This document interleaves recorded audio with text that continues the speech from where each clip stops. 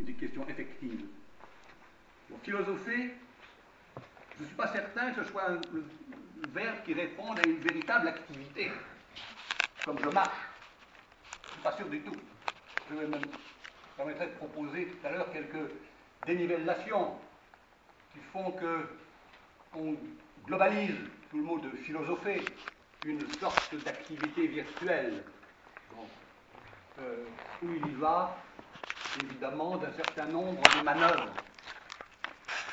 Des manœuvres qui sont à la fois d'évitement, d'alliance, de risque, de prudence, de protection, d'avancée, de déjouer.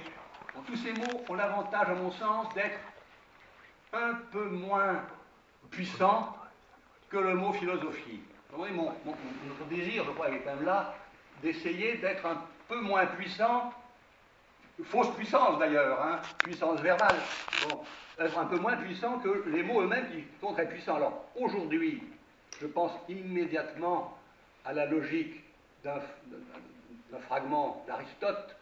Pour philosopher, il faut philosopher. Pour ne pas philosopher, il faut philosopher. Et bien, aujourd'hui, une analyse d'aujourd'hui impliquerait sans doute que l'on ait déjà philosophé. Et par conséquent, on est remis au rouet. Alors, nous proposerons, on ne va pas quand même se dérober complètement. Un peu, mais pas complètement. Hein, bon, rien de total, quoi. Bon, alors, deux, trois indications. Nous redoutons, je crois, en commun, Jean-Michel, Gisèle, Jean-Michel, moi, Michel, les mots talismans.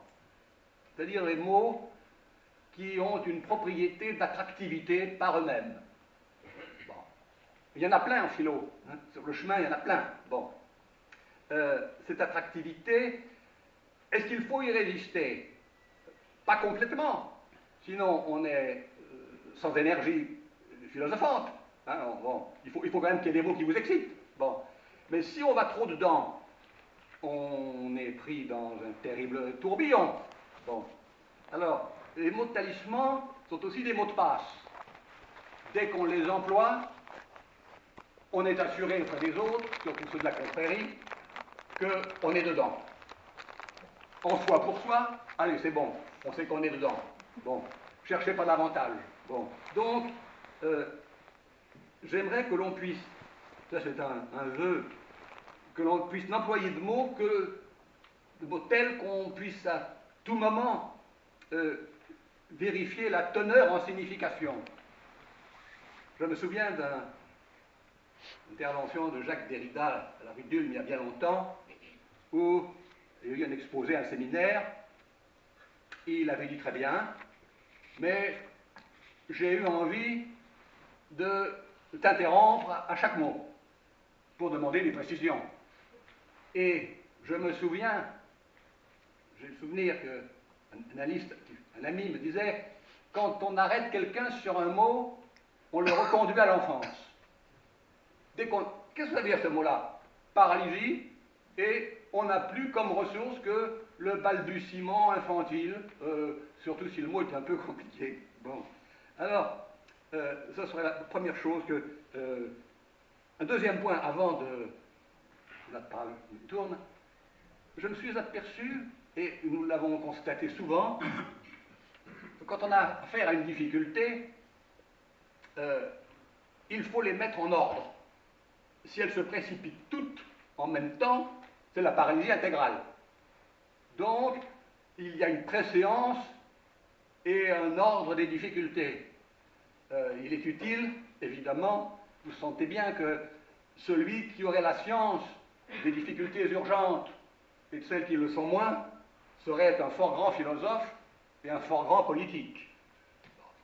Donc, il y a une difficulté qui m'a toujours paralysé, et là on va la reconnaître tous tout de suite, c'est que, quel que soit le motif, Jean-Michel est un philosophe du motif, je crois que tout à l'heure je me ferai le plaisir de dire ce que je crois comprendre chez lui sous le nom de motif, qui est sa question de l'être à lui, qui n'est pas, évidemment. Bon.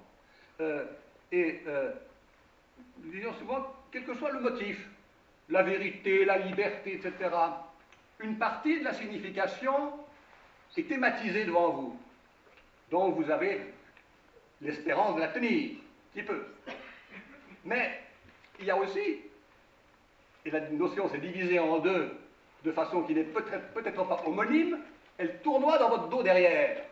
Autrement dit, la vérité, la liberté, elle est derrière vous aussi, en même temps en train de tourner. Et il faut que vous parliez en vérité de la vérité, et en toute liberté de la liberté.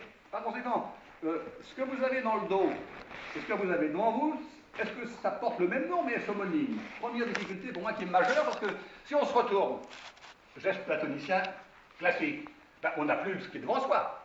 Bon, et par conséquent, on a oublié le sens.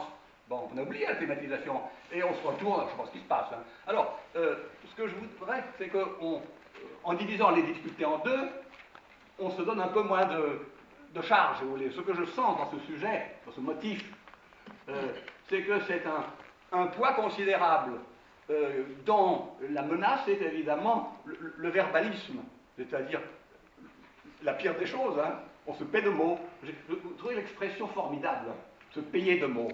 Hein. Il y a la dette, il y a la dette, on est soi-même le débiteur et le créancier, et on rembourse je ne sais pas quoi avec des mots qui ne valent pas un clou. Oh, c'est formidable. Bon, ouais, une première... bon, alors, ensuite, vous voulez que je continue un tout petit peu ou non? Non, juste un mot. Il faut qu'on s'interrompe, c'est beaucoup mieux. Oui. Comme nos vieux amis, on est des complices. On ne se fait pas peur, non, oui, juste un mot là-dessus, parce que je crois que aussi ce que nous avons en commun, c'est comment dire, ce soin, cette préoccupation en tout cas. Soin, c'est peut-être pas le bon mot. Cette préoccupation quant à la tenue du discours, je dirais, quelque chose de cet ordre-là. C'est-à-dire, il me semble que nos références, entre autres, parce qu'encore une fois, elles ne sont pas monocentrées, nos références, pour les nommer d'un nom propre, ça serait, on va dire, Nietzsche, Wittgenstein, Valéry, en quelque sorte, enfin, et bien d'autres, ça va de soi, un certain empirisme aussi, pourquoi pas.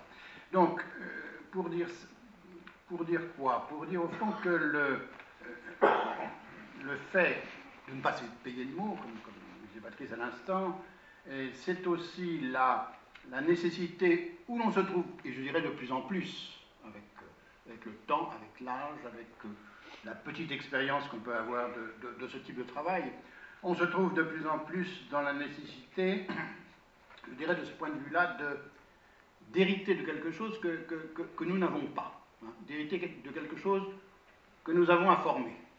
Autrement dit, que cet arrière-plan philosophique qui nous anime et qui nous sollicite, qui nous travaille, on pourrait dire, il est fait de motifs, je le rappelle, il est fait aussi, je crois, d'un certain nombre de mots, et de mots qui sont pour la plupart évidemment prestigieux en quelque sorte, qui peuvent faire autorité quand ils sont maniés sans précaution, et que par conséquent, une partie du travail, ça serait, c'est-à-dire autrement, un certain dégrisement par rapport à ce pouvoir des mots, un certain retrait par rapport à leur capacité à signifier quelque chose.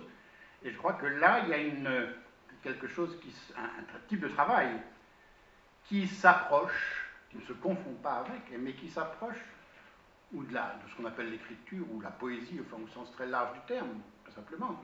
Non pas que ça dise la même chose avec d'autres moyens, mais plutôt, je crois, une conscience, disons, peut-être un peu plus aiguë, encore une fois, qu'on acquiert avec le temps, c'est pas quelque chose qui est inné, une conscience peut-être un peu plus aiguë de ce travail nécessaire concernant des termes qui sont devenus, dans la profession, si on peut parler ainsi, dans le travail courant, tellement communs, tellement courants, qu'on ne remarque plus de quoi ils sont faits, comment ils se construisent, ce qu'ils signifient, le pouvoir qu'ils acquièrent, etc., etc.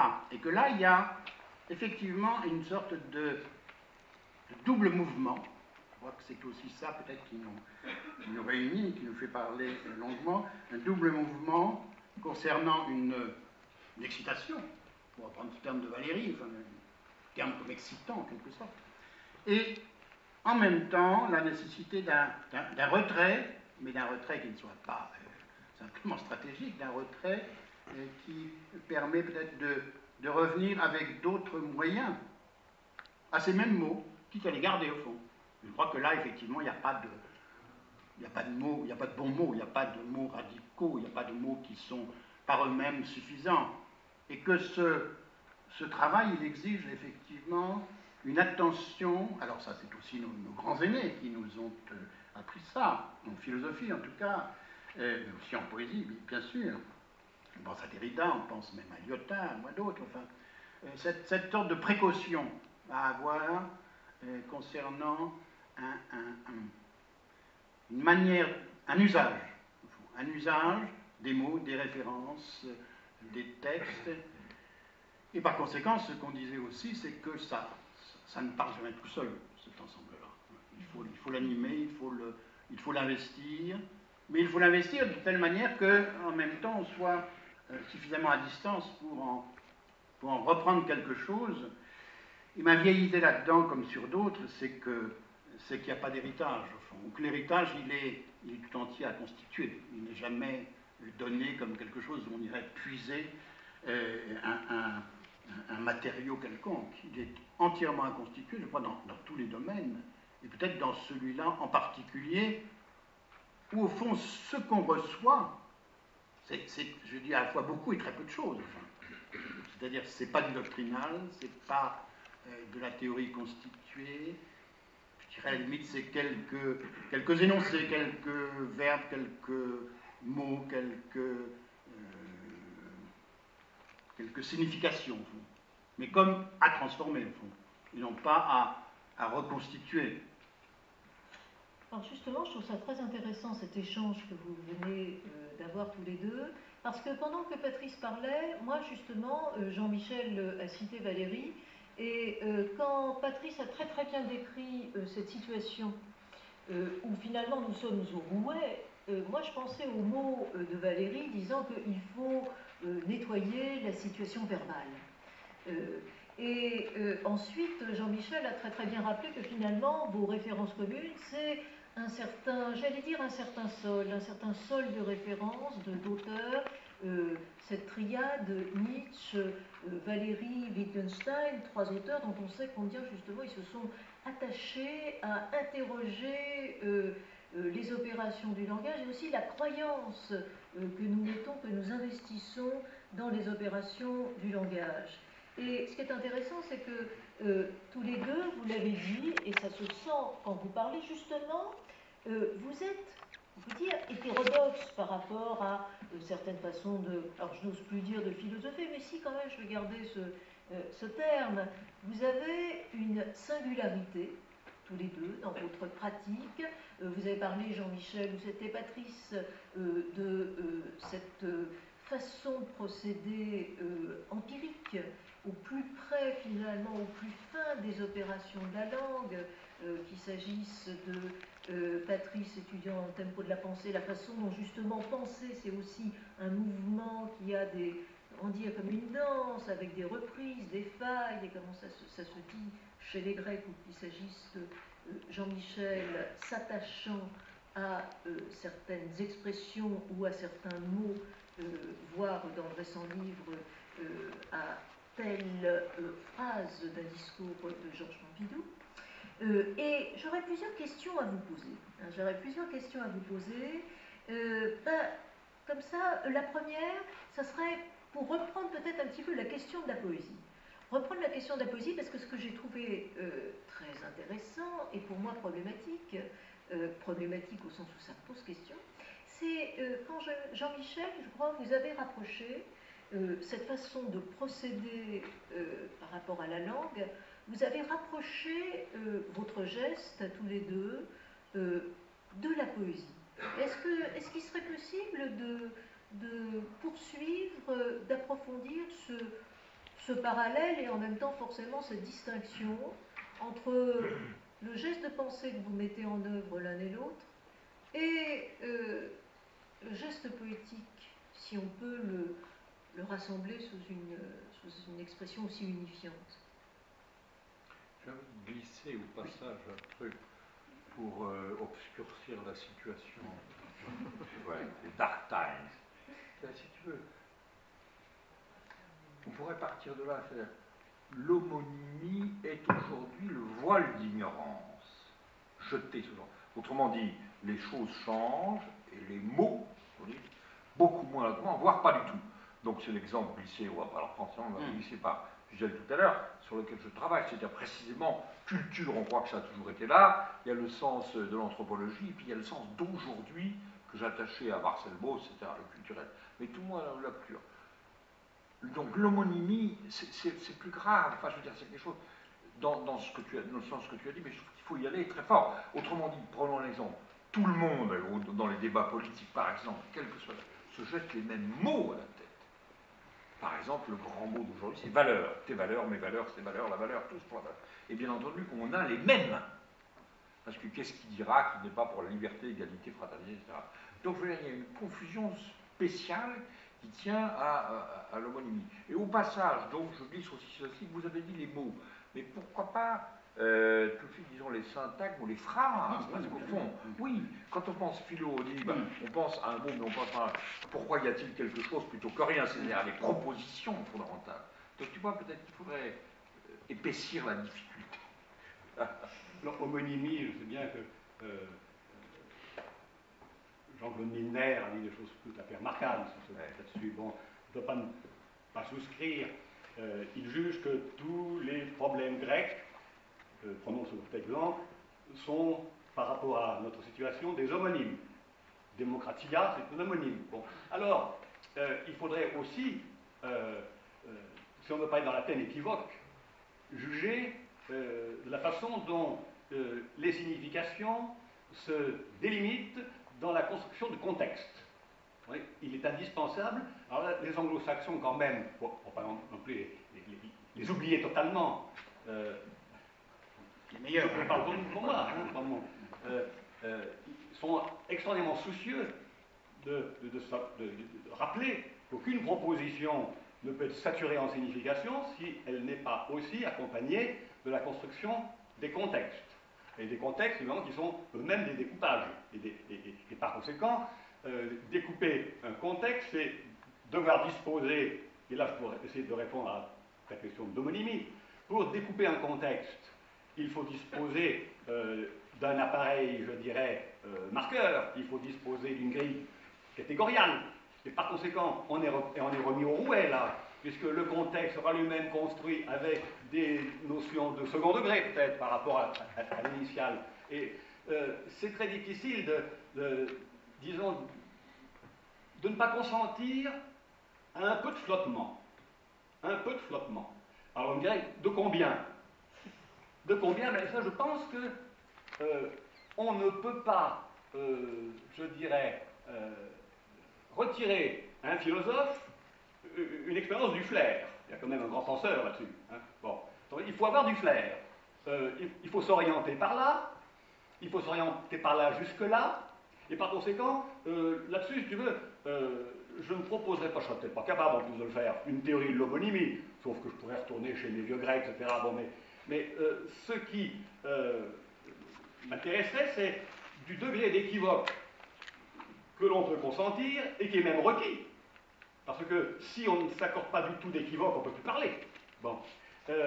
Et donc, je vais prendre un exemple qui va essayer de nouer avec la proposition, le mot poésie. Bon. Je me doutais que, Gisèle, vous nous metteriez dans cet embarras supplémentaire au carré, qui est de parler de la poésie avec Michel, et devant Michel. Bon, alors je me suis dit, anticipons et prenons le risque de dire non pas une définition, je dirais, qui serait poéteuse, c'est-à-dire qui ferait comme si ça avait l'air poétique, c'est-à-dire l'équivoque, en disant, bah, il y trouvera son bien. Bon. Mais si j'avais à dire, moi, qu'est-ce qui, l'expérience que j'ai de ce mot, m'apporte dans l'expérience de ce qu'on appelle faire un peu de philo, je dirais, c'est comme si j'avais reçu une commande de l'indéterminé. Comme une commande, on commande à la samaritaine des meubles. Bon, l'indéterminé m'a passé une commande. Il faut que je l'honore. Je ne sais pas comment. Il faut que je l'honore à la fois pour la fixer ici, c'est-à-dire lui donner une assise dans le champ et donc lui trouver quelques adhérences et attaches, et en même temps lui laisser son indéterminé. Bon. Et donc, c'est pas du tout que je vais imaginer une quelconque relation, comme ça, inventer une relation philosophie et poésie, pas la bricoler. Mais le mot commande m'a plu, parce que il a le côté de la prescription, on ne peut pas te soustraire, il y a le côté commercial, donc la négociation commerciale, il faut bien quand même négocier les prix. Bon. Et puis, il y a les commandes au sens de la télématique, là, autrement dit, les affaires automatiques qui marchent, même si on n'y connaît rien, bon, et qui marchent à votre place. Donc, je déplacerais, si j'avais à traiter de motif, la poésie, quand quelqu'un qui en lit simplement, j'en ai beaucoup lu, mais enfin c'est tout, hein, bon, j'élaborerais quelque chose autour de ce que c'est qu'un commanditaire, hein, mais anonyme, inconnu. Évidemment, s'il est connu, ça ne m'intéresse pas. Bon, comme commanditaire, il sera sûrement pas satisfait. Bon, et il me fera savoir. Bon, et donc, etc. Oui, donc voilà, commencerait comme ça. J'essayais d'honorer l'embarras. Oui. Bon, bon, voilà.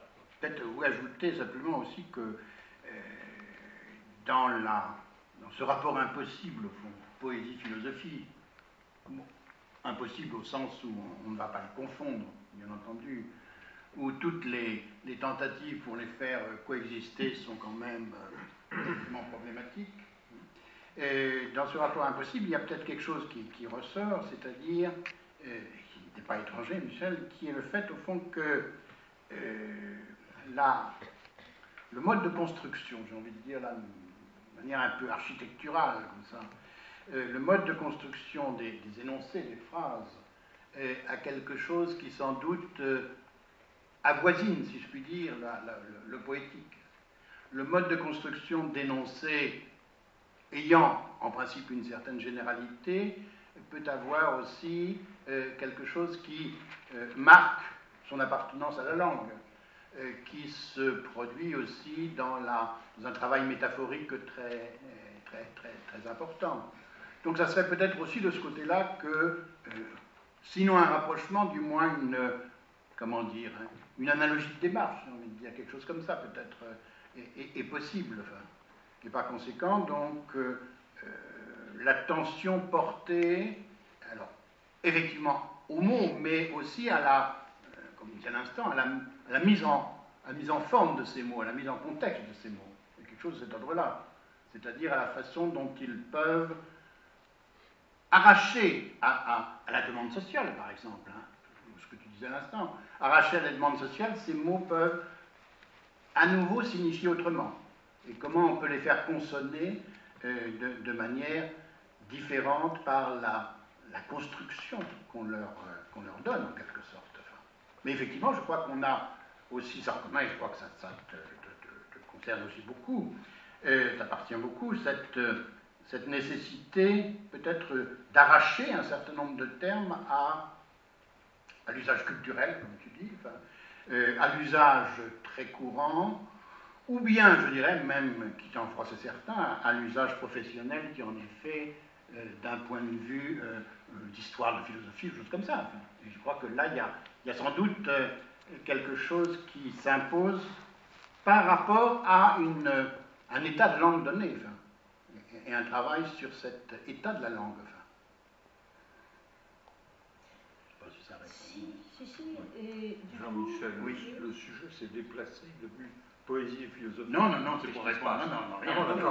Parce que moi, je fais ça. Au passage, je peux glisser des trucs. Oui, relativement, cette fois, si tu veux, optimiste, le mot est stupide, mais c'est pas rien. D'ailleurs, ce que tu veux dire. Autrement dit, je crois que, en distinguant au préalablement au début description et définition, je crois qu'il y a une possibilité de répondre descriptivement à une question du type en quoi y a-t-il, où y a-t-il, en quoi consiste la poésie aujourd'hui, descriptivement, justement pour parcourir ce que l'homonymie recouvre. Et que tu peux faire tu peux faire une description assez exhaustive. On ne va pas s'y livrer sans faire bien le sujet. Mais il y a ça, ça, ça et ça.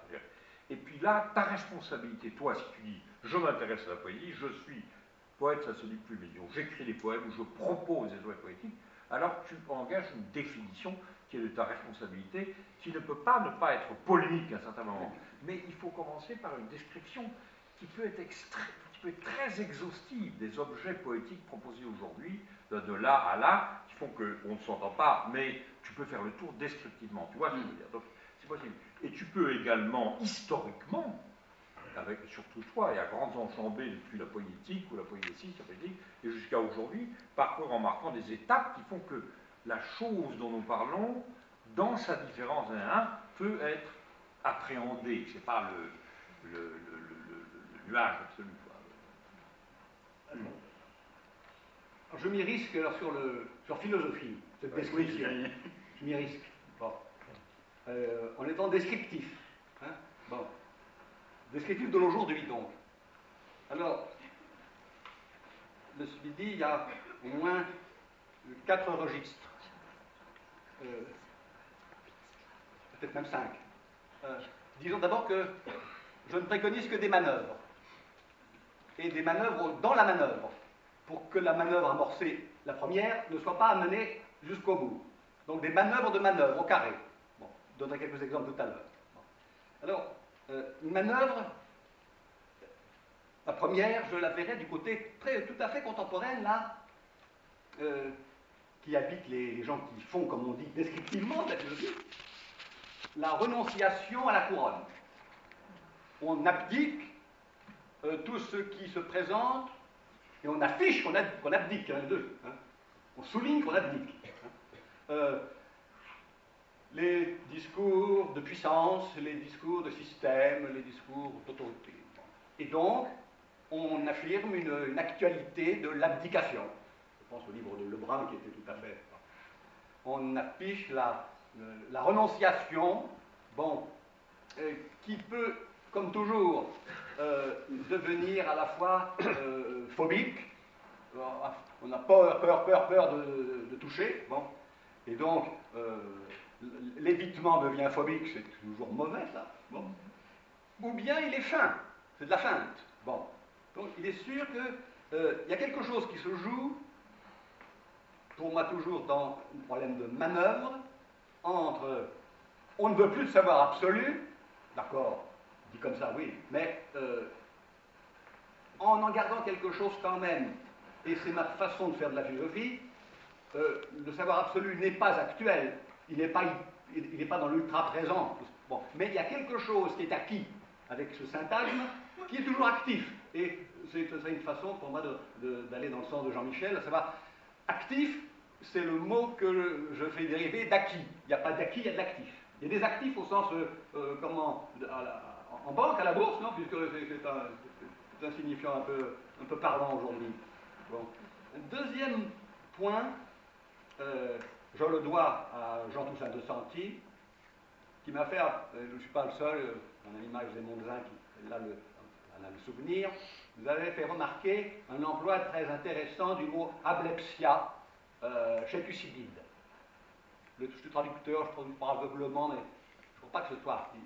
De Santi disait non, il faudrait plutôt, et ça je l'ai entendu, y comprendre quelque chose comme ce qui se donne à voir par son manque à voir. Ce qui se fait remarquer par son manque à voir. Et je connecte ça avec une affaire qui m'occupe beaucoup, qui est la question de l'aveuglement. Autrement dit, l'évidence bouge tout. Bon.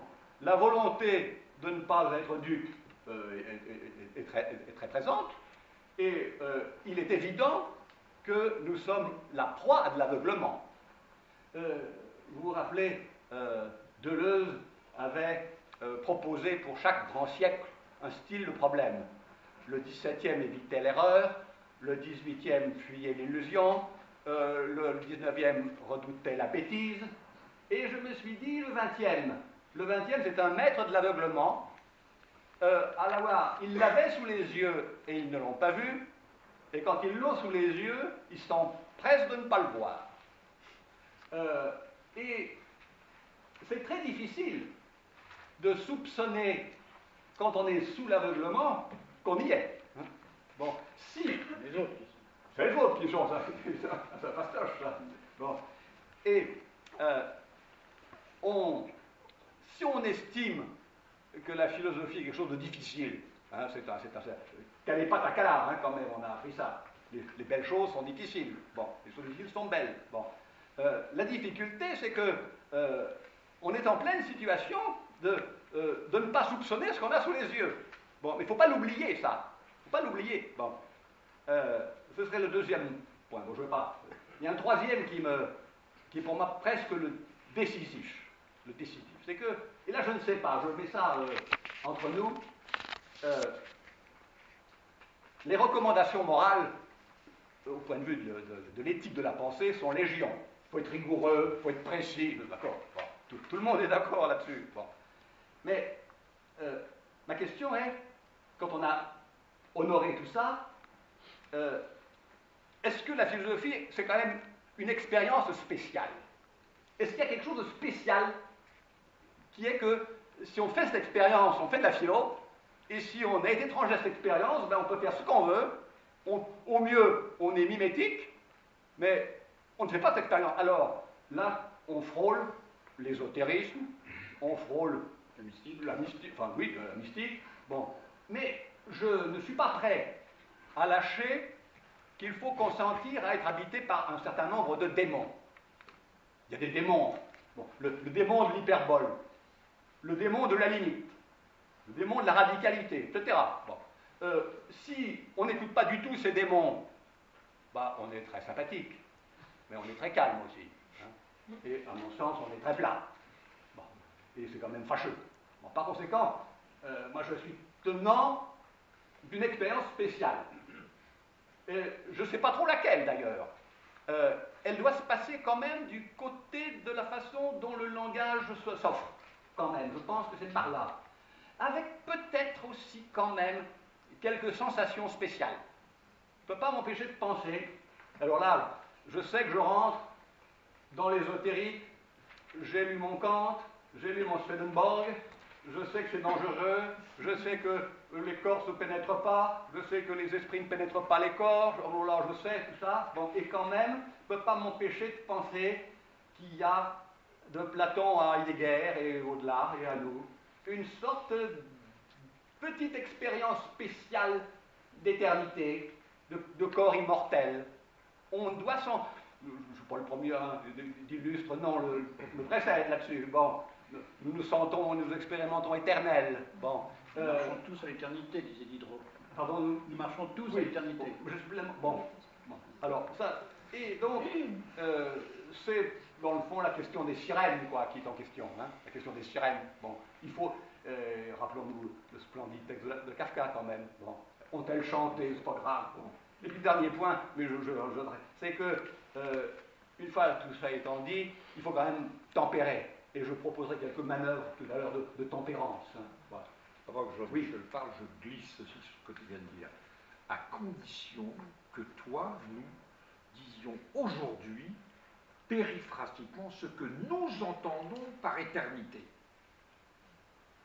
Parce que Thorae, on, eternus, eternitas, catholique, etc. Non. Alors, d'accord, nos sentiments, mais je dis, et l'éternité, c'est ça. Et si tu ne peux pas dire ce que tu entends par éternité, tu ne philosophes pas. Je peux répondre tout de suite. Oui. Hein, bon.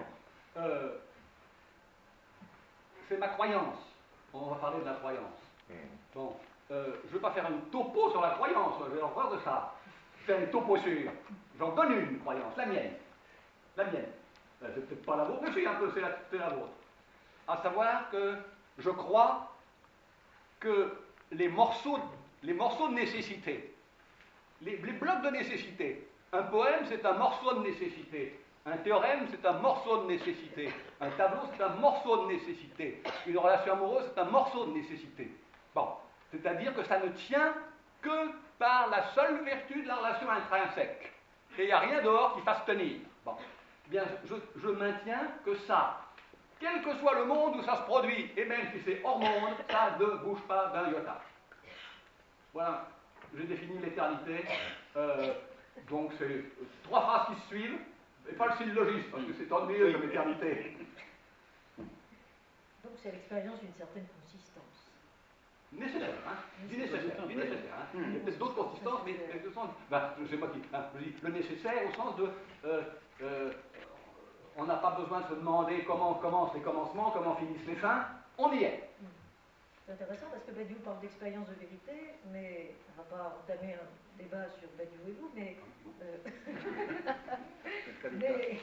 Là, c'est plutôt la nécessité d'une consistance que l'expérience d'une vérité.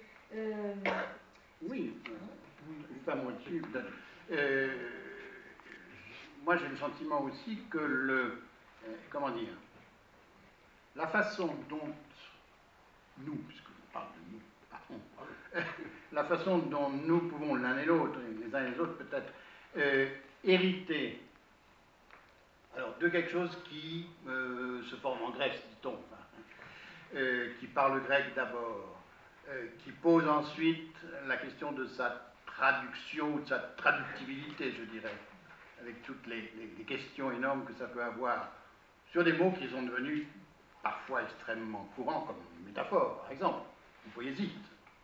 Que cette forme de transmission a cette caractéristique qu'on peut appeler d'éternité, ou d'un temps, en tout cas très singulier, très particulier plutôt, que ça ne se transmet pas comme une vérité, ça ne se transmet pas comme un savoir, ça ne se transmet pas comme une science, ça ne se transmet pas comme un héritage, etc., etc., que c'est peut-être dans le mode de transmission qu'il y a quelque chose qui fait,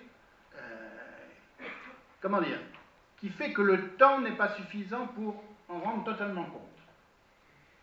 Et que par conséquent, vieille idée de Nietzsche et de bien d'autres, peu importe les noms ici, et que le mode de rapport que nous pouvons avoir avec une phrase, un énoncé grec ou bien un énoncé classique, enfin, c'est aussi la capacité à le rendre, non pas actuel, c'est pas ça le problème, hein, mais à le rendre significatif et productif de quelque chose. Et peut-être là, il y a quelque chose, il y a un processus qui ne se réduit pas à son, je dirais, à son temps d'usage, tout simplement, à sa forme d'emploi, en quelque sorte, mais qui mobilise quelque chose qui se passe dans le temps, bien évidemment, mais qui se passe peut-être selon des modalités du temps qui, pour le moins, ne sont pas habituelles. Ça serait peut-être une entente possible de ça, hein, de cette idée, alors qu'on retrouve effectivement partout, je citais Diderot tout à l'heure, parce que une affection particulière pour lui, nous marchons tous à l'éternité. Cette phrase exceptionnelle de la part de quelqu'un qui, par ailleurs, se déclare plutôt du côté du matérialisme, etc., etc. Et moi, je verrais ça aussi comme ça, c'est-à-dire dans cette capacité, au fond, à, tu disais tout à l'heure, comme une opération comme ça de commande, etc. Récemment, je me disais, au fond, comment se fait-il qu'au XVIIIe, au XIXe siècle, en France, en Allemagne, etc., un certain nombre de gens complètement différents puissent s'intéresser au crédit. Autrement dit, il y a quelque chose qui fait que, à la fois dans l'histoire, mais par-dessus l'histoire, en quelque sorte, un certain nombre de gens extrêmement différents, on pourrait les nommer, mais qu'importe, en viennent à se préoccuper, je dirais fondamentalement, de cette opération économique qui a en apparence simple qui s'appelle le crédit, et qui en font, au fond, toute une construction telle qu'elle implique, évidemment du temps, ça va de soi, mais qu'elle implique au fond quelque chose qui semble tourner à l'éternité. Je dis bien qui semble, qui est un semblant d'éternité, on pourrait dire quelque chose comme ça. Et il me semble qu'il y a ça, et également cette sorte de, comment dire, de permanence d'un certain nombre alors de mots ou de phrases, comme je disais tout à l'heure, de mots ou de phrases qui, à un moment donné, réveillent quelqu'un, l'éveillent, l'excitent, l'obligent à des opérations, à des manœuvres. Je souscris évidemment totalement à ce terme qui est profondément valérien d'ailleurs, et wittgensteinien aussi. Donc un terme ou des phrases ou des énoncés ou des ou les choses qui n'arrivent pas à se formuler d'ailleurs comme phrase, qui tout à coup viennent réveiller quelque chose et mettre celui qui en est le lieu en rapport avec ce qui se passe de manière contemporaine, au fond. Et c'est peut-être là où ce qu'on appelle le réfléchir, penser, philosopher, peu importe le terme qu'on emploie, travailler, trouve sa consistance. C'est-à-dire d'être dans cette disponibilité grâce à laquelle presque rien peut venir éveiller une démarche, une réflexion, et que cette démarche, cette réflexion se trouve en connexion, en rapport, mais comme quelque chose qu'il faut élaborer, justement, qui n'est pas donné, en rapport avec le contemporain, c'est-à-dire ce qui se passe dans le domaine économique, politique, symbolique, etc. Donc si j'entends bien ce que vous dites, qui peut-être peut nous rapprocher tous les quatre, dans ce que vous dites, Jean-Michel, j'entends deux choses. D'abord, la nécessité de pratiquer une forme d'écoute, on pourrait même dire une forme d'auscultation très singulière, de mettre en œuvre une écoute qui entend et qui est capable de mettre en série, comme disaient les historiens, ou plutôt de faire résonner des choses extrêmement éloignées dans le temps. Et alors justement, se pose à moi la question du temps. Quand vous parliez de, juste une petite chose, quand vous parliez de Diderot, c'était Spinozzi, des héritages. Et vous avez dit à un moment passer par-dessus l'histoire. Et puis Patrice, au contraire, a évoqué quelque chose qui m'a beaucoup frappé. Il a dit à un moment donné, quand on arrête quelqu'un sur un mot, on le reconduit à l'enfance, comme si là on était dans un mouvement infra-histoire. Donc, au fond, on pourrait dire, je vais être un peu schématique, qu'on est peut-être aujourd'hui à une époque très positiviste et aussi très historiciste. Toujours soucieuse d'historiciser, mais de façon parfois très étroite. Est-ce que dans cette affaire-là qui nous occupe, dans cette affaire d'héritage, et d'héritage qui ne sont pas là, mais vous l'avez dit, qui sont aussi à constituer, à produire. Tout entier à constituer. Tout entier à constituer. Il n'y a rien sinon des briques comme ça. Voilà. Des limbes, enfin, des choses comme ça. Et c'est en entendant qu'on va se rendre sensible aux héritages qu'on peut faire émerger, on peut même exhumer en les produisant. Est-ce que tout ça, c'est pas une affaire on pourrait dire d'inactuel, pour prendre une catégorie du temps avec laquelle les psychanalystes, au fond, sont en familiarité. C'est-à-dire quelque chose qui ne se situe pas dans un temps linéaire, séquentiel, linéaire et homogène. Mais alors, comment définir un petit peu cette inactualité? Est-ce que vous seriez d'accord avec cette formulation? Oui, juste deux mots, je pense.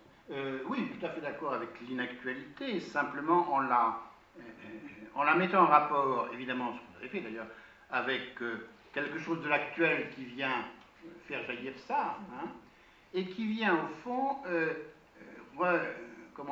redéplacer les limites du temps. Hein. C'est-à-dire, quand on se met à travailler sur quelque chose, etc., dans quel moment est-on? Dans quelle temporalité se trouve-t-on? Dans quel temps est-on à même d'opérer? Et avec quels instruments? De quelle époque, au fond, on est comptable, en quelque sorte? Donc, il y a effectivement ça, et ce que vous dites sur l'écoute, moi j'y suis très sensible, c'est-à-dire, il me semble aussi que dans l'actuel, dans la demande actuelle, dans cette demande de philosophie comme ça, débordante, dégoulinante, comme ça, qui est écœurante, de tous les côtés, la télévision ne peut pas ouvrir un écran sans voir ça. Dans cette demande, au fond, on peut entendre évidemment beaucoup de choses, mais on peut entendre au fond la nécessité justement, de ne pas coller à cette actualité, d'une part, et d'autre part, d'essayer d'introduire, alors sans doute que là, la référence analytique, psychanalytique a une pertinence, d'introduire quelque chose qui n'est pas hors temps, mais qui est dans des constructions de temps paradoxales, et de ce point de vue-là, au fond, ce que nous apprend Freud ou ce que nous apprend Bergson, de toute manière, se rejoignent tout à fait. Enfin, je crois que ce sont des expériences, au fond, qui ont leur pertinence. Quand Bergson dit cette phrase étonnante, notre corps, c'est ce qui va au fond jusqu'aux étoiles, qu'est-ce que ça veut dire? Est-ce qu'on n'est pas là quelque chose du même ordre. Il le doit à Plotin. Oui, absolument. Oui, en ce sens-là, il est un parfait exemple de ce que nous essayons de faire, si je puis dire ainsi. Eh bien, tout à fait par rapport à cette construction du temps dans lequel la vérité se construit, je proposerais une affaire que j'ai cru apercevoir, qui serait une sorte de quasi-doctrine de la passe, au sens lacanien, dans Platon et chez les Grecs en général, mais qui serait très... parce que c'est tout à fait ce qui touche. Savoir, c'est comme si le même énoncé, qui n'est pas encore énoncé, devait traverser 4 états de langue. Et puis c'est à travers ce passage-là que se constitue ce qu'on appellera, nous, finalement, l'énoncé. Première étape, l'énoncé est dit dans la langue des dieux. La langue de la transparence, cette langue rêvée, mythique, qui ne s'observe même pas, qui est un élément si diaphane que le sens et les significations et l'épaisseur de la matérialité du sens, tout ça est dissipé. Bon. Et il y a là-dedans de grands locuteurs mythiques, grands locuteurs mythiques. Donc Parménide c'en est un. Bon. Il ne sait pas ce qu'il dit, hein. C'est évident. C'est bien plus que ça, il énonce. Bon. Le deuxième passage, ce serait par ce que j'ai cru apercevoir, qui était indiqué par Héraclite, mais aussi par Nietzsche, disant Héraclite, c'est que la phrase va devenir un symptôme. C'est-à-dire qu'elle passe par les états corporels de l'oraculaire et de la pitié. Des fumées, des gestes, du symptôme, quoi. Bon. Qu'on ne comprend pas. Et rappelez-vous le nombre de petits personnages, si on peut dire petits personnages, des dialogues platoniciens qui ont des symptômes. Ils ont mal au crâne, ils ont mal au ventre, ils ont des problèmes comme ça, des symptômes. Alors, le symptôme, il est porteur d'un phrasé, mais évidemment, on ne comprend pas. Et ça passe par un troisième état qui est l'état dominant, généralement, c'est la phase des interprètes. Je te dis ce que tu dis. Alors là, bon. Et puis, alors, cela, mais il faut les payer précisément. Tu te souviens qu'il fallait payer pour avoir un bon oracle à Delphes. Bon. Et donc, d'une certaine façon, les interprètes, les herméneutes tiennent le passage, tiennent le pont. Bon, puisqu'ils peuvent tout inventer. Et la phrase profonde, et le symptôme, et l'interprétation. Ils tiennent tout. Bon. Et puis, il y a le dernier état, c'est la langue d'homme. La langue d'homme, c'est-à-dire celle que nous parlons de telle façon que personne n'a à nous enseigner ce que nous comprenons. Et que nous comprenons par nous-mêmes. Et que nous comprenons aussi bien toi que moi, que n'importe qui. Sinon, et j'ai toujours pensé que cet état de la langue d'homme était essentiel, par exemple, pour la démocratie. Je ne comprends pas mieux le mot chapeau que vous. Hein. Si d'aventure c'était possible, ah ben j'ai le droit au pouvoir. Voilà, donc j'imagine une passe, et dans le fond, le premier, il énonce, il ne sait pas, mais il énonce. L'autre est véhicule, mais il ne sait pas. L'interprète croit savoir et fabrique, et c'est à celui qui est le destinataire, nous ici, d'essayer de faire une sorte de, je ne sais pas moi, hein, je sais pas. Mais la difficulté, c'est qu'on a la même phrase, hein. La même phrase, et personne n'est destinataire privilégié. Il n'y a pas d'envoyé, d'adresse précise. C'est en contradiction avec la commande, ça, oui, tout à l'heure. Hein. Hein? Là, il y a des gens qui reçoivent commande, disent-ils. Qui se trouvent interpellés, comme on dit, oui, appelés, c'est plus joli. Et là, effectivement, la langue d'homme, comme tu dis, elle est faite d'abord d'opposition. Hein. C'est le lieu de véritable opposition, en fait. Hein. C'est le lieu du conflit, du différent. Mais c'est aussi le lieu, alors où, au fond, où où les discours se forment en étant parfois capables de montrer comment ils se forment. Et c'est peut-être là le lieu commun, en quelque sorte, le terrain commun entre une démarche réflexive et une démarche poétique au sens, par exemple, tu l'entends. Très bien où j'en suis. Et la question, parce que notre question, c'est pour essayer de la reposer à nouveau. C'est une question finalement, comment dater cet aujourd'hui qui est dans notre énoncé? Comment dater?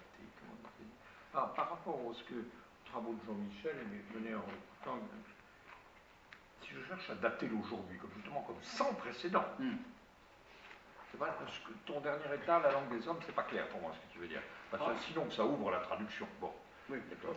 Mais comment dater? Alors, je dirais par exemple, pour rester dans les zones de la dette, ce qui est étrange, c'est que la dette ayant toujours été pensée comme inacquittable, depuis Anaximandre jusqu'à ce que pourquoi est-ce qu'aujourd'hui, on se met dans la tête de vouloir acquitter la dette? Qu'est-ce que c'est que cette histoire? Et tous les politiques qui disent nos enfants, non, pas c'est mais si, bien sûr, la dette, ça se passe depuis toujours. C'est-à-dire qu'on a toujours été en position de contre-don, ayant reçu le donné. D'ailleurs, finalement, c'est le bon Dieu. Donc, donc on est en contre-don qui ne peut jamais s'acquitter. Autrement dit, qu'est-ce qui est devenu excessif dans la dette? Pourquoi est-ce que la dette apparaît inacquittable aujourd'hui? La dette, ça se reporte tranquillement au successeur, la dette, c'est ça. Oui, tu vois. De même, c'est un peu rousseauiste, c'est-à-dire comme dans la nouvelle héroïne, il y a le luxe, il l'admet parfaitement, et alors, le luxe du luxe, c'est la corruption, et ça ne va plus. Mais pourquoi? Quelle est cette réitération? Il y a enfin, c'est pas une réponse globale, évidemment, et il n'y en a pas, mais il y a peut-être le fait que, là, la nécessité d'introduire je dirais, une petite temporalité, une petite historicité. C'est-à-dire des moments qui pensent que ça n'est pas si grave que ça. Hein. Disons très, en gros, le XVIIIe siècle, enfin, on pourrait dire, pense que la dette n'est pas quelque chose de tellement grave que ça, malgré ce qui se passe en 1720 en France. Et puis le XIXe siècle, pour historiciser de cette manière-là, qui commence de manière très dispersée, qui commence à comprendre que ne pas s'acquitter de la dette, c'est peut-être tout simplement la fin de l'humanité. Autrement dit, la conscience, on pourrait dire très rapidement, la conscience très aiguë du fait que ça peut tout bouleverser et tout faire disparaître. Et par conséquent, qu'il y aurait là quelque chose qui n'est pas simplement du côté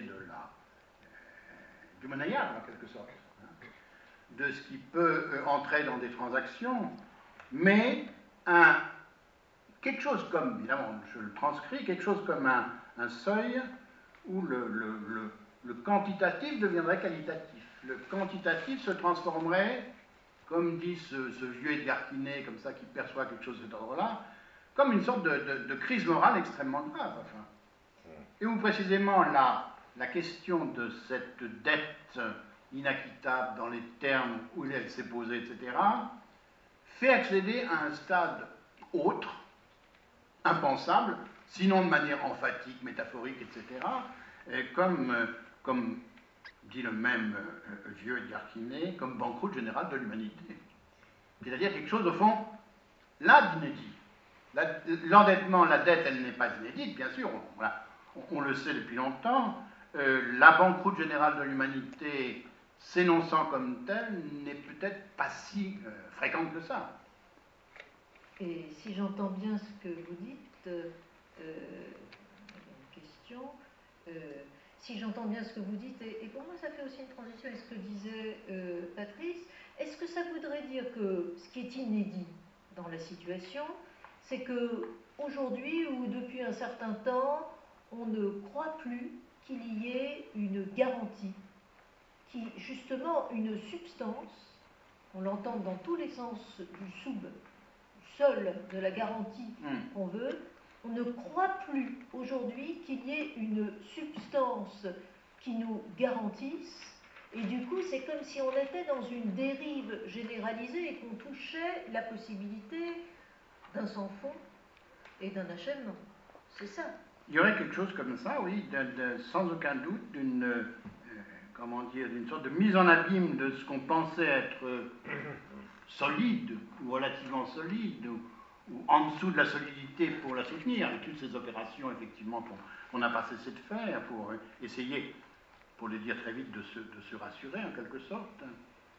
Et que par rapport à ça, au fond, ce qui semble affleurer ici ou là, eh bien, c'est cette idée, effectivement, de quelque chose qui va se défaire totalement, sous une forme qu'on ne connaît pas, qu'on ne peut annoncer, alors, qu'en reprenant, au fond, des vieux schémas, je dirais, prophétiques, au fond, c'est-à-dire théologiques, pour aller très, très vite. Hein. Moi, je pense exactement l'inverse. Pas oui. exactement l'inverse. Bon, ce qu'on appelle justement oui. le culturel. Oui. C'est la valeur absolue en amont du travail, en amont de l'accumulation du capital, de ce qui est donné comme trésor de l'humanité, on dit valeur absolue, que l'UNESCO se dépêche d'avoir patrimoine de labelliser dans tout le monde, et que c'est justement ça la ressource inestimable et inéquitable, c'est-à-dire l'encaisse, la garantie. Par exemple, si tu vas te promener en Grèce aujourd'hui, te dis justement, attendez, nous c'est le Parthénon. Le Parthénon, c'est inévaluable, la génotypicité grecque, l'humanité lui est en dette pour toujours et toujours. De sorte que, donc il y a un dépôt, il y a une encaisse absolue. C'est justement ça l'affaire très étrange du culturel. C'est justement ça. De même, je multiplie mes exemples, de même que ce qui vient gager dans un musée la valeur de ce qu'on appelle les produits dérivés, y compris les petites tours Eiffel qu'on vend à la rue de Rivoli, c'est qu'il y a la tour Eiffel sur place, on peut à la rigueur voir, ou bien la Joconde dont on se fout, mais l'essentiel c'est qu'elle est là, c'est le trésor inestimable. Donc l'inévaluabilité ou valeur absolue de ce qui est en amont de l'accumulation du capital, c'est pour ça que si tu veux le marxisme au fond est sans prise là-dessus, et du travail, parce que par exemple la langue de chacun, aucun travail ne l'a fait, et c'est pas non plus l'accumulation du capital. Or, c'est ce qu'il y a de plus précieux, c'est la langue, sûrement, c'est donc par là qu'on est conduit avec cette histoire qu'on peut appeler le culturel, parce que chaque morceau d'humanité, si on peut appeler ça comme ça, chaque société, demande à être reconnu comme une valeur inestimable à l'égard de laquelle tous les autres sont endettés à jamais. J'avais envie de poser une question qui, est-ce que ça ne reviendrait pas chez toi à nous signaler que nous avons changé de rapport vis-à-vis de la culpabilité? Oui. C'est-à-dire que nous ne voulons pas être coupables. Bon. Et que le prix à payer pour ne pas être coupable est énorme. Énorme. Bon. Et que c'était quand même moins dispendieux d'honorer l'origine que de trouver toutes les ressources pour s'éviter, je dirais, d'être fidèle au temps. J'allais dire que puisque j'ai entendu ton propos comme une sorte de défi, mais très bon. Dis-nous l'aujourd'hui, dis-nous ton aujourd'hui. Eh bien, je vais te le dire, le mien, il vaut que le mien, hein, bon. À savoir, on s'emploie, je dis extrait un impersonnel, on s'emploie à trouver, à produire ce qui pourrait occuper la place du temps. Si par temps, c'est quelque chose qui n'est pas grec pour le coup, qui commence avec Augustin, je pense, chrétien, oui, et qui continue avec Heidegger, etc. Bon, à savoir, et qu'est-ce que c'est que cet extraordinaire jeu, démonstration, dévoilement, retour, simultanéité de ce qui est là, de ce qui n'est pas là, non-effacement, effacement de non-effacement, bref, tout ce que nous savons. Bon, on peut parler très longuement de cette expérience du temps qui a fait nos délices quand même. Bon, je pense que l'extrême transtemporel dans lequel nous sommes, le transprésent, je dirais même, un transprésent intégral permanent, bon, Je me rappelle que Vernon disait j'ai eu 3 présents. Le grand grec, dont il avait la charme, jugeait-il, le présent nul des années 40, présent d'effondrement, et le présent d'horizon. C'est le marxiste, tout ça. Nous n'avons pas de présent d'horizon. Je ne sais pas si nous avons un grand présent transtemporel, sont les Grecs peut-être encore un peu, et un présent alors. Et alors, ce que Hartog proposait sur ce motif du présentisme était intéressant quand même, à savoir que s'employer à trouver les situations et les contextes où c'est immédiatement honoré, sans délai, donc sans tout ce qui s'ensuit. Hein. Bon. Donc est-ce que tu serais d'accord sur l'idée que ta question concerne aussi le fait que nous avons changé d'attitude, donc vis-à-vis de l'inconscient aussi, hein. Donc vis-à-vis, évidemment, j'ai une position vis-à-vis de la culpabilité, vis-à-vis de la généalogie, hein. Bon, et tout ça, hein. Bon, vis-à-vis de la transmission, tout ça, bon, hein. Et l'expérience du siècle, l'expérience du siècle précédent n'y est pas pour rien dans cette modification. Autre formule très générale que j'accroche ça, je pense cette époque aujourd'hui-là comme translatio, donc translatio studiorum, mais montée dans une arche, qui ne sait pas du tout, qui se sert de la façon culturelle comme véhicule, et qui ne sait pas du tout ce qu'elle doit emporter et vers quoi elle emporte. Mais elle s'efforce de faire monter les choses dans un truc en translation, c'est quelque chose comme ça. Dans ton arche. Oui. Mais en même temps, ce qu'on a aussi indiqué, c'est le fait que ce mouvement-là, sur lequel on peut s'accorder, je crois, il est fragmentaire, il est fragmentaire et fragmentant, en quelque sorte. Autrement dit, ce qu'il reprend et qu'il ne sait pas qu'il reprend, en quelque sorte, ça ne peut être que des fragments, et ce vers quoi il irait, emploi inconditionnel, ce vers quoi il irait refragmente au fond ce qu'il fait transiter, ou ce qu'il fait entrer sur la scène, ou ce qu'il remet en circulation. Et je crois que là, il y a peut-être par rapport aux générations précédentes, pour parler comme ça simplement, il y a peut-être la conscience un peu plus aiguë de cette fragmentation, au fond, à la fois de ce qui est donné en héritage, ou supposé donné en héritage, et fragmentation aussi de ce qu'il est possible d'en faire, et de ce qu'il est possible, au fond, d'envoyer, si on peut dire ça comme ça, sur une ligne d'horizon, en quelque sorte, dans un éventuel futur, c'est-à-dire vers on comprend les désarrois des manuels scolaires. Par exemple, justement pas quoi rassembler, dans quelle chronologicité profonde, parce qu'il l'a abandonné, et vers quoi l'envoyer, avec des instruments du véhicule technique, qui sont un peu de technique, linguistique, etc. Non, c'est-à-dire au fond le désarroi général qui touche les manuels, les livres d'enseignement, c'est cette approche-là, tu es d'accord? Oui, mais c'est aussi, pour le dire dans une autre langue, pour revenir à nos moutons philosophants, oui, une faillite de la chose même, qui était le grand motif de la philo. Oui. Son grand objet, dans le fond. C'est pas une chose, hein, évidemment, c'est la chose même. On y est à même. Et on a tout.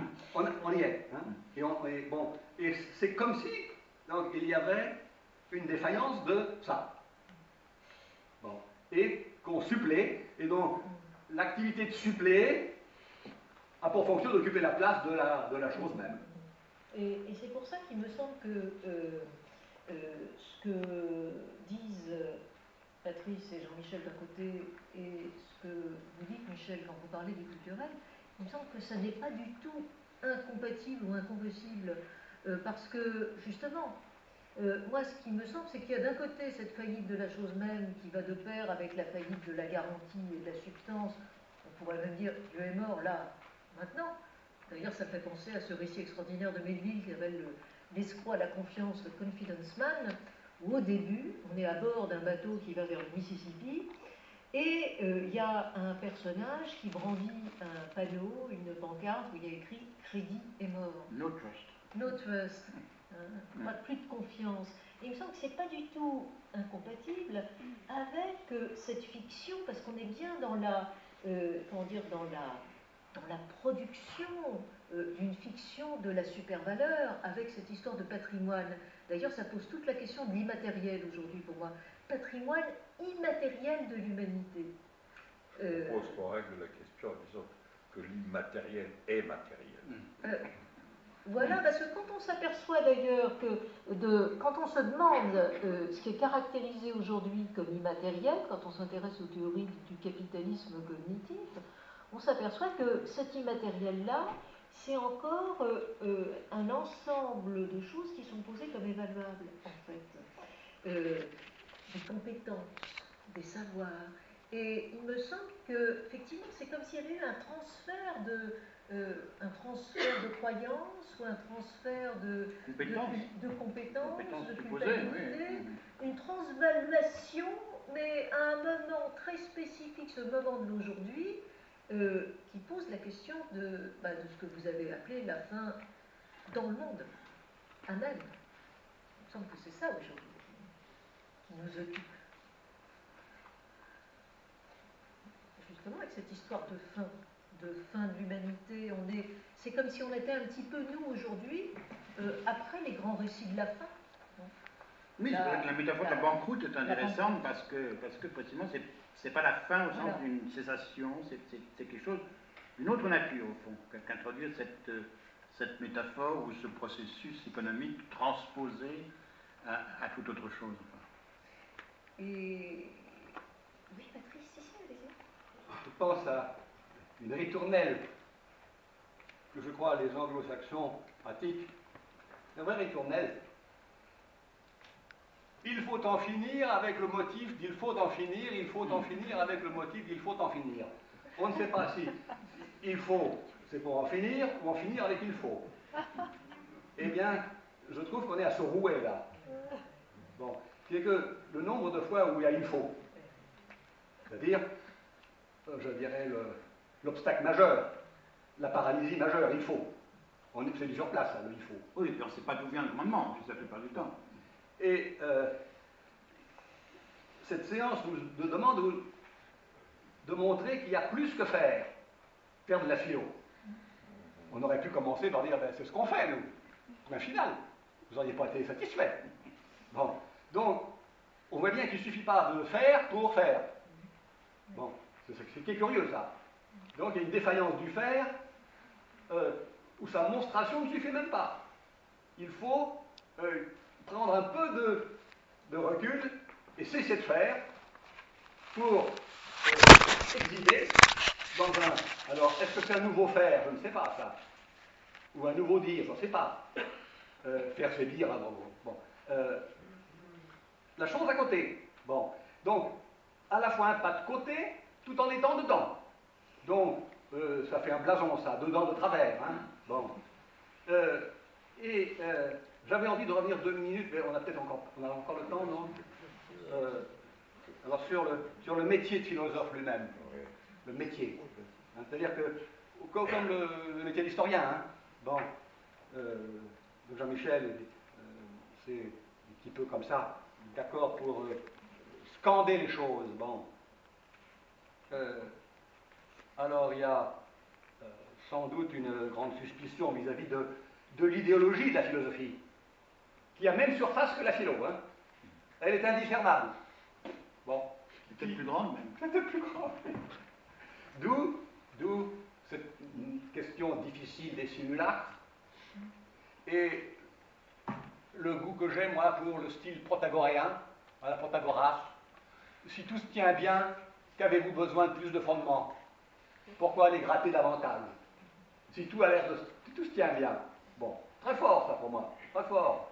Il faudra que Platon raconte une histoire, il faut passer par la mort pour faire la différence. Voilà. C'est faire, ça. Bon. Donc, alors, il y a ce problème-là. Bon, et puis, je ne reviens pas, mais parce que ça devrait quand même te parler, ça, le fait qu'il faut T'en finis, hein. en finir avec Non, précisément pas en finir avec le démon. Le démon, c'est-à-dire ce qui vous pousse à, je dirais, alors là, se déplacer dans les zones troubles. Mais troubles au sens plus strict. C'est-à-dire là où on risque les contaminations les pires, avec les pensées qu'on n'aime pas. Bon, c'est très facile de signaler les pensées qu'on n'aime pas. Hein, on les exorcise. Bon. Mais je me souviens, c'est Derrida qui disait dans le fond, c'était l'époque où on embêtait avec Heidegger, il disait dans le fond, Claudel c'est pareil. C'est pareil, je me rappelle très bien. À savoir, on fait la démarque, ligne de démarcation, c'est tout à fait pertinent, entre les grandes œuvres et puis les déclarations pétainistes. Bon. Et j'assume les deux. Bon. Donc, moi je suis très, très conscient que les démons sont troubles. Hein. Bon.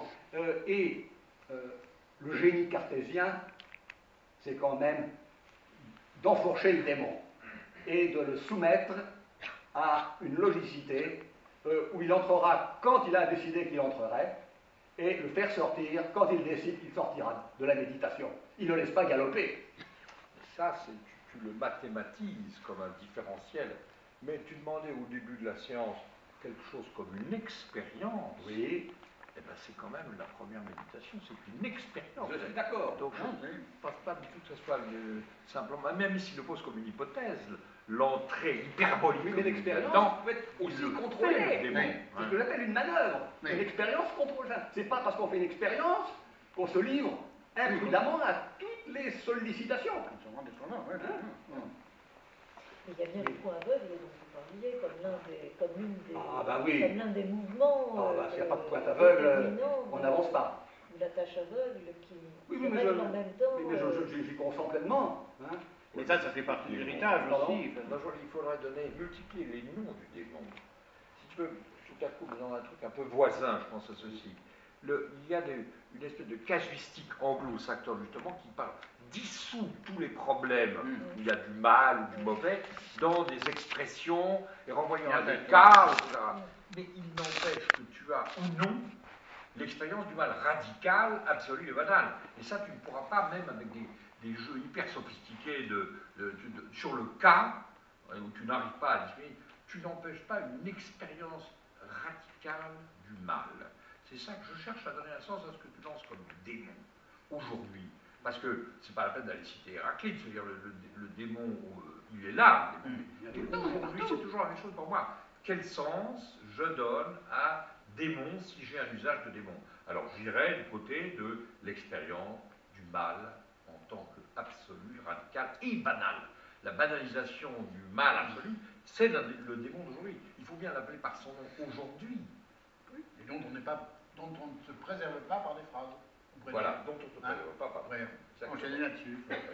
ou par des pensées. Voilà. Avec une difficulté supplémentaire, mais c'est une petite parenthèse pour moi. C'est l'ange, Baudelairien. Oui, mais avec une difficulté pour moi qui est la petite parenthèse, la banalisation de la banalité du mal. Ça, c'est encore autre chose. Mais effectivement. Mais, tu vois bien que la possession, c'est un possédé. Ça traverse constamment. Alors pour le coup, je ne vois pas pourquoi nous aurions aujourd'hui la situation singulière de ne plus avoir de démons. Je suis d'accord avec toi, absolument. Aujourd'hui, on a à penser, par des exemples, ce que c'est la banalisation. Justement, on n'est plus exactement à l'âge de Dostoïevski. Qu'est-ce qui se passe, hein? Puisque Dieu n'existe pas, rien n'est permis. Ça devrait être ça, l'impératif. Enfin, le jugement hypothétique de Kant, c'est si Dieu n'existait pas, tout est permis. Alors que notre époque, je dirais plutôt, c'est puisque Dieu n'existe pas, rien n'est permis. C'est ça que j'appelle la datation. Il faut donner, il faut formuler, formaliser, même si c'est sur le chapitre le mal qui vient de loin derrière, mais il faut dire où en est-on, où en sommes-nous maintenant de cette affaire-là. Et on pose la question de la garantie aussi. Oui. Et de ce que vous avez désigné vous-même comme équivalence généralisée, le règne du culturel. Quelle est la consistance de la question? C'est aussi sa validité à l'ère du culturel. Enfin, ce que vous appelez culturel comme équivalence. J'en vois un démon d'être compréhensible tout de suite. Ah oui. Tout de suite. Un bon exemple que j'ai agité récemment, puisque vous me lancez cette affaire-là. Si tu veux, par exemple, la généralisation, la mondialisation du mercenariat. C'est-à-dire, tout le monde est mercenaire. La guerre et l'exécution est confiée à un mercenaire qui attaque d'autres mercenaires. D'une certaine manière, le devenir mercenaire de l'homo commun, nous, toi, ailleurs, c'est ça la forme. Donc, on va dire, qu'est-ce que c'est qu'un mercenaire aujourd'hui? C'est pas simplement tout d'un coup un employé qui disparaîtra. Non! La manière dont aujourd'hui le meurtre se fait dans le monde se fait par les mercenaires qui survivent. Qu'est-ce que c'est qu'un mercenaire? C'est quelqu'un qui est au service mais qui change tout de suite, etc. et qui est fait pour tuer d'autres mercenaires. Tu comprends? Oui. C'est des trucs comme ça que pour lequel je trouve qu'il faut avoir une attention, alors c'est là où j'appelle poétique. Évidemment, l'attention poétique, ça veut dire que tu considères une circonstance comme exemplaire. Et le refus de cela, ça consiste toujours à te dire, mais qu'est-ce que tu me parles? Oui, il y a des mercenaires en Irak, mais on s'en fout, c'est pas la situation générale. Alors c'est le pari sur ce que j'appelle l'empirisme persan, c'est-à-dire la saisie de...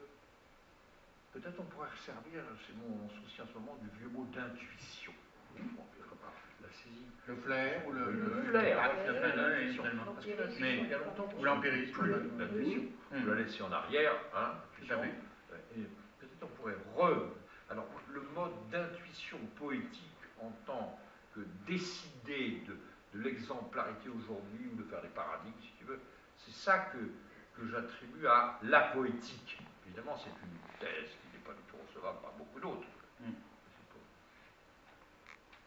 Je me souviens avoir fait 2-3, comme ça, dans les dictionnaires, coup d'œil, côté d'intuior, tueri, intuitus, et ça suggère l'idée que ce qui est, quand ce n'est pas sous l'intuition, ce qui est menacé de dissipation, dislocation, etc., est mis à l'abri dans l'intuition. Mise à l'abri. Temporaire. Donc un petit moment d'éternité. Un moment d'éternité, donc... Parce que ton cas, ce que tu appelles un cas exemplaire, c'est un petit moment éternel. Oui, c'est une vérité. Ah bah, si c'est une vérité, il faut qu'il y ait un peu d'éternité. Hein. Et donc une phrase peut être temporairement garante. Tout à fait. C'est pour ça que j'aime bien piquer un mot comme théorème, on va rapatrier en poétique. Faisons des théorèmes. Enfin, le but, ça serait de faire des théorèmes. Bons théorèmes, réfutables, non, tu comprends ce que je veux dire? Oui. Et ça, c'est ce qui vous rejoindrait, c'est ce qu'on était en train de se dire avec Jean-Michel, à travers vos différences de pensée et d'approche, que ce soit effectivement le flair dont parlait Patrice au début, que ce soit l'empirisme dont souvent se réclame Jean-Michel, y compris dans la tradition des penseurs auxquels il est attentif, que ce soit Bentham ou Hume ou d'autres, ou que ce soit l'empirisme persan de Michel, finalement, il y a bien à chaque fois une attention aiguë, une écoute aiguë de la circonstance, que ce soit la circonstance d'une phrase, la circonstance de l'emploi d'un mot, ou la circonstance d'une pensée. Il me semble que c'est ça qui ferait le sol commun de votre mode de penser ensemble.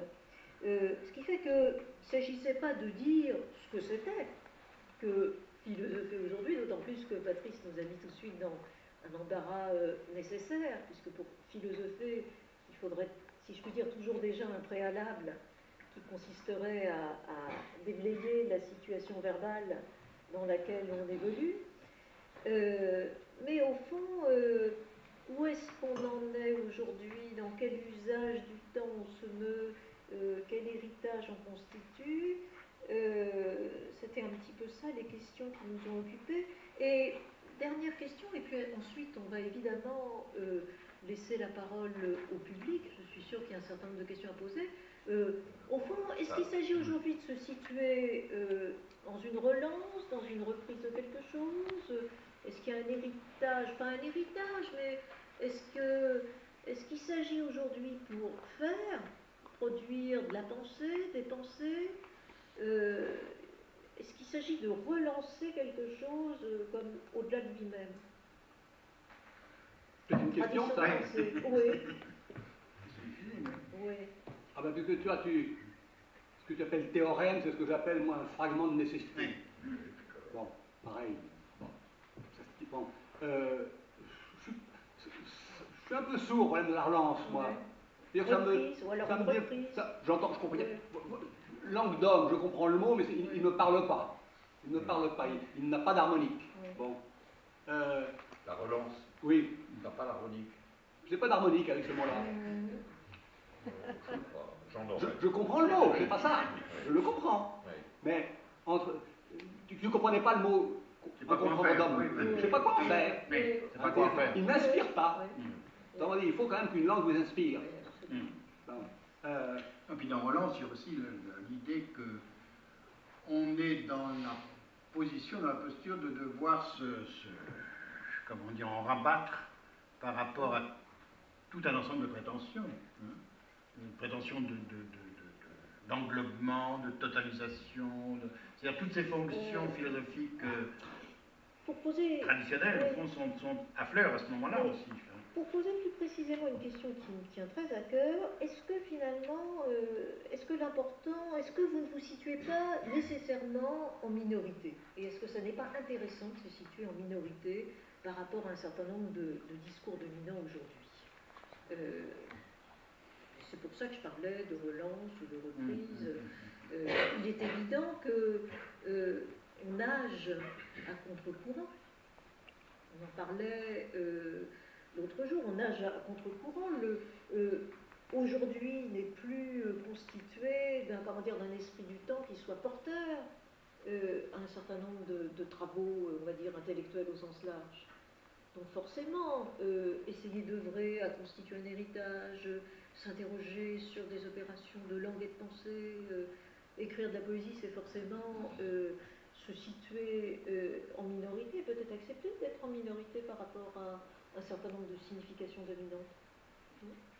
D'abord, c'est pas tout à fait à sa décision et convenance qu'on est dans une minorité. Hein. Je suis bien d'accord. C'est les autres qui le disent, de vous, peut-être. Bon. Ah, je ne sais pas si on peut le dire de soi. Oui. Je serais prudent. Je serais très prudent. C'était Deleuze qui disait l'affaire de la politique, c'est d'abord l'action d'être minoritaire. Mais il ne disait pas qu'on l'était à volonté. Hein. Bon. Donc, là aussi, minorité, oui. Oui, si je voulais dire que je ne pense pas qu'on puisse étêter la philosophie de son expérience de difficulté. Oui, voilà. Bon, et je dirais qu'on est toujours sur une passerelle, on est tout seul à passer, et on n'est pas sûr qu'elle vous tiendra. Et par contre, pour moi, si j'avais une métaphore à faire, je me rappelle du pont de Kafka. Bon. Ça me servirait d'emblème pour qualifier mon métier, à chacun de trouver sa passerelle, il n'est même pas sûr qu'elle le portera. Bon. Donc, est-ce que c'est minoritaire, ça? J'en sais rien. Peut-être. Je ne sais pas. Mais passerelle est quand même un beau mot en plus. C'est un beau mot. Il y a une promesse, c'est pas certain. Ça n'a pas la solidité d'un pont. Hein. Bon. Voilà ce que. Bon. Oui, effectivement, expérience du passage, aussi pour reprendre le terme de Benjamin, enfin, c'est-à-dire de cette traversée de ce qui relie deux ensembles apparemment constitués, enfin, serait une autre manière de dire ça, avec aussi cette, au fond, cette insécurité, je dirais, dans laquelle on se trouve, nous trouvons, on. Nous nous trouvons projetés dès le moment où on comprend, et sans doute il faut du temps pour ça, sans doute il y a 30-40 ans on n'aurait pas tenu le même discours, cette sorte d'insécurité dans laquelle on se trouve projeté du fait d'avoir à en rabattre avec un certain nombre de prétentions, en rabattre avec au fond quelque chose alors d'un autre démon qui nous pousserait vers la totalisation, vers l'englobement, vers ce qu'on nous demande au fond, ce à quoi on est sollicité pour répondre dans tous les milieux possibles, enfin, que ce soit l'enseignement que nous avons pratiqué longtemps, que ce soit ailleurs. Enfin. Et effectivement, je crois qu'il y a un mouvement de retrait qui fait partie de l'expérience, au fond, d'appel d'insécurité, et dans laquelle, précisément, se pose nécessairement on disait retour à l'enfance tout à l'heure, mais oui, l'accès au langage, finalement. J'ai toujours été très frappé par le fameux texte sur la lettre Lord Chandos. Voilà. Bon, est-ce que ce ne serait pas une des métaphores de la philosophie? C'est-à-dire un moment où on perd cette capacité de parler, où il s'agit de la retrouver en ayant une sorte de bribes comme ça, ici et là, éparses, et dans lequel on sait, c'est peut-être la seule chose qu'on puisse savoir, que ce qu'on va produire, prononcer, indiquer, est toujours voué à la fragmentation, en quelque sorte. Et donc, où la question du sens n'arrête pas à la fois d'affleurer et d'être, on pourrait dire, déçu, enfin, et de te mettre en position difficile, pour prendre un terme commode, celui qui se trouve, c'est-à-dire assigné à cette place. Parce que c'est peut-être aussi ça, en fait, qui fait que dans tout, et dans toute démarche de cet ordre, il y a quelque chose de l'ordre du biographique qui tourne, évidemment. La demande de philosophie aujourd'hui dont on est parti, oui. Je vais durcir un peu les choses. Oui, vas-y. C'est une demande d'opinion. Oui. C'est-à-dire que toutes les opinions sont critères. Qu'est-ce qu'il faut penser? C'est l'équivalence générale des opinions. Là, je vais faire un petit peu de bad news, pas trop longtemps. Non, d'accord, mais ça veut dire que la différence est toujours, ou à nouveau à mettre en question, entre l'opinion et, disons, le paradoxe. C'est-à-dire que ce qui résiste extraordinairement, c'est la paradoxalité des choses. L'opinion juxtapose, c'est d'ailleurs finalement c'est le monde de la consommation, c'est ton goût vaut le mien du moment que tu achètes ce produit dans le. Alors on essaie de rassembler. D'accord, alors ça c'est ça. Donc exprimer vos opinions, c'est ça le monde de philosophie. Mais si tu veux faire une différence platonicienne, on va dire, doxa, orthodoxa et noécis, alors tu entres dans un certain parti de la vérité, et là tu commences à rencontrer les résistants. Et donc, si tu ne peux pas mener la doxa jusqu'au paradoxe, la vie n'a plus guère d'intérêt. Alors c'est pour ça que j'y ai bien entendu, c'est vous qui avez parlé de relance. Oui. Moi, notamment, Patrice, ça me dit beaucoup pourquoi, parce que c'est toute l'affaire de transcendance, c'est-à-dire la question de relancer pour passer de l'autre côté, donc redonner un sens à la transcendance aujourd'hui, accordé avec la sublimation de l'autre et tous ces problèmes-là. C'est-à-dire, c'est ce que j'appelle le coup du sublime, moi. Oui. C'est-à-dire, il est question de lancer des choses, d'où j'aime beaucoup citer les fusées de Baudelaire, parce que la fusée, Baudelaire avec sa fusée, qu'est-ce que c'est que la fusée? La fusée éclaire en retombant. Et donc, le mouvement du soulèvement, après tout, on est en soulèvement arabe, on n'a parlé que de ça, qu'est-ce que c'est que ce mouvement de soulèvement, qui n'est pas du tout un mouvement d'aplatissement des opinions, puis après un mouvement de soulèvement, lequel est fatalement en retombée. Un feu d'artifice. Et retombant, il se renverse. Donc, c'est là où je quitte le platonicien ami, c'est-à-dire qu'au fond, tout soulèvement est fait pour se retomber. La question, comment va-t-il retomber? Comment faire? Il retombe comment? Tu vois ce truc-là. Donc la transcendance, c'est vachement important. Il y a un point que tu t'accordes. Oui. C'est que... C'est amusant parce que j'ai toujours jugé que un sage grec, tout ça, cette figure un peu palote quand même, elle a besoin d'un énergétique. Oui. Et la figure tyrannique est cet énergétique extraordinaire. Combien de temps faire alliance avec et à quel moment faut-il sauter pour faire ses affaires. Et tu dis, c'est là je laisse tomber le platonicien. Est-ce que tu as jugé du bon moment? Est-ce qu'on va te laisser, est-ce qu'on va te lâcher? Et d'autre part, est-ce qu'une partie des résistances que tu évoques justement ne sont pas dans celui aussi qui fait l'opération? Et que le travail s'est destiné aussi à ça. On va Dire vite. voilà. Donc j'imagine qu'il y a là à présent beaucoup de remarques, de questions à poser. Est-ce qu'il y aurait un micro?